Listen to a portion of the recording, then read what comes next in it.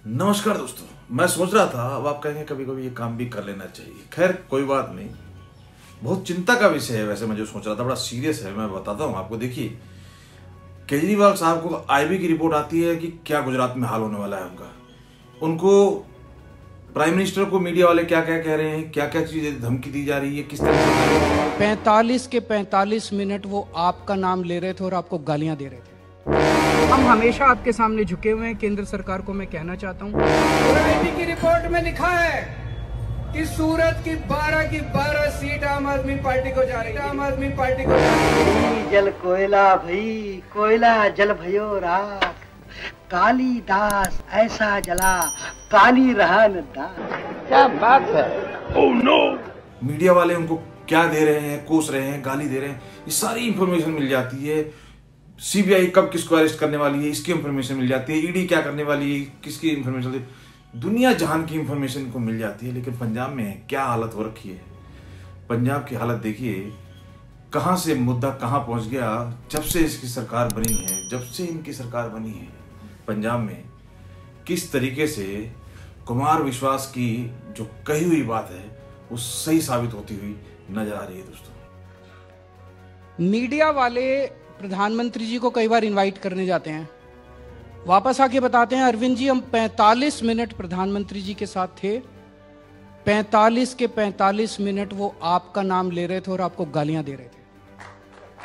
तो मुद्दा ये है कि जब इतनी सारी इंफॉर्मेशन इन्हें मिल जाती है, या तो वो इंफॉर्मेशन सही है, या इस तरीके की बयानबाजी करना, प्राइम मिनिस्टर तक को इस तरीके से अपने उल जलूल बयानों में घसीटना और पब्लिकली नेशनल चैनल पे बोलना क्या सही है। और फिर देखिए कल किस तरीके से जब बजट के ऊपर थोड़ा सा शंका जताई गई, थोड़ी सी उसके ऊपर ऑब्जर्वेशन वाली बात कही गई, तो मीडिया में आकर उसको भी कैश करा दिया कि देखिए जी कैंसिल कर दिया है, बजट रोक दिया है, अब तो सैलरी नहीं मिलेगी, अब तो इसको वो नहीं होगा, अब तो सारा काम ठप हो जाएगा। और फिर शाम को आके को ये संतुष्टि मिल गई कि उन्होंने दिल्ली सरकार को झुका दिया, उन्होंने केजरीवाल को झुका दिया। हम हमेशा आपके सामने झुके हुए हैं। केंद्र सरकार को मैं कहना चाहता हूँ, हमें दिल्ली चलाने दीजिए, हमें और कोई ख्वाहिश नहीं है। हम दिल्ली चलाना चाहते हैं। हम रोज रोज के झगड़ों से परेशान हो चुके हैं, हम झगड़े नहीं चाहते। ये मैं नहीं बोल रहा, ये आईबी की रिपोर्ट बोल रही है। कल फिर जब इस बयान के बाद फिर हाथ जोड़ते हुए, जी हमें काम करने दो, हमें आपसे कोई टसलबाजी नहीं है, हमें कोई टेंशन नहीं, हमें आपसे झगड़ा नहीं करना है, हम आप करो। और आज फिर देखिए दिल्ली में जगह जगह पोस्टर लगवाने की कोशिश की गई और बताने की कोशिश की गई कितना मिल के, कितना प्यार से, शिद्दत से ये लोगों की, जनता का भला करना चाहते हैं। दोस्तों याद करो कि जिस टाइम लोग कोरोना में ऑक्सीजन के लिए तड़प रहे थे, उस टाइम ये सिर्फ क्वांटिटी बता रहे थे और दारू एक के ऊपर एक बेच रहे थे। शिक्षा की आड़ में एक के ऊपर एक बोतल देने की क्या जरूरत थी। लेकिन देखिए, बोतल के ऊपर, शराब के ऊपर बात नहीं करेंगे। जिस टाइम त्राहिमाम हो रहा था, उस टाइम ये लोग ऑक्सीजन की क्वांटिटी बता रहे थे, जो कि बाद में वो भी फेक साबित हुई कि इतनी जरूरत ही नहीं थी दिल्ली के अंदर। तो नहीं जी, उड़ीसा से क्यों भेज रहे हो, तो आसाम से क्यों भेज रहे हो, यहीं क्यों नहीं फैक्ट्री लगा देते, यहीं क्यों नहीं गाड़ देते सिलेंडर का यंत्र कि यहीं पर पैदा होने लगे ऑक्सीजन। क्या क्या उल जलूल बयानबाजी उस समय जब आपदा था। आपदा के अंदर भी अवसरवादिता और इस तरीके की राजनीति की अगर ये आम आदमी पार्टी कर सकती है, तो आप सोचिए किस लेवल पे जा सकते हैं। और झूठ बोलने की तो कहानी इनकी ये है कि अब देख लीजिए, एक के ऊपर जब बयान आते हैं, एक के ऊपर एक, एजुकेशन के ऊपर जो इन्होंने नेशनल टीवी पे बोला, साफ दिखाता है कि कितना, मतलब ये किस हद तक कॉन्फिडेंस से ये झूठ बोल सकते हैं।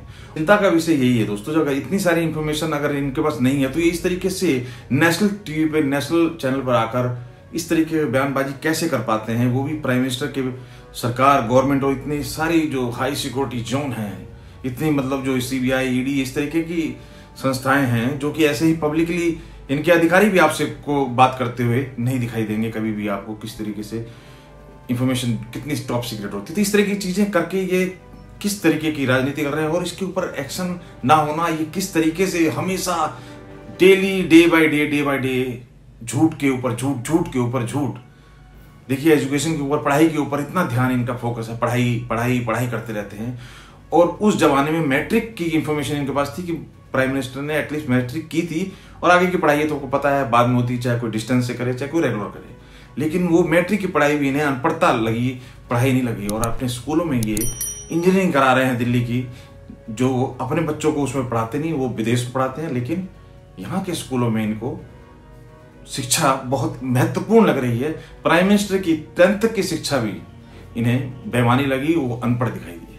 तो दोस्तों, ये इस तरीके की निम्न स्तर की राजनीति कर करके ये दिखाने की कोशिश करते हैं कि जब स्कूल की बात करते हैं कि स्कूल में फ्री में पढ़िए और बाहर एक के ऊपर एक बोतल फ्री लीजिए। ये है इनकी शिक्षा नीति, जिनके ऊपर जांच हो।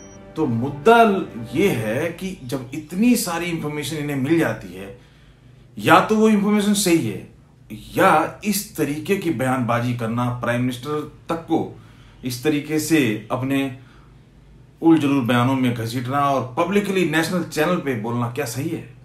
अगर इस तरीके की भावना हो, इस तरीके की सोच हो कि मोदी हटाओ तो पोस्टर लगाओ, तो हाथ जोड़ के माफी मांगो, फिर वही चीज कृत को, उसी काम को दोहराओ। क्या कहते हैं दोस्तों? बहुत चिंता का विषय।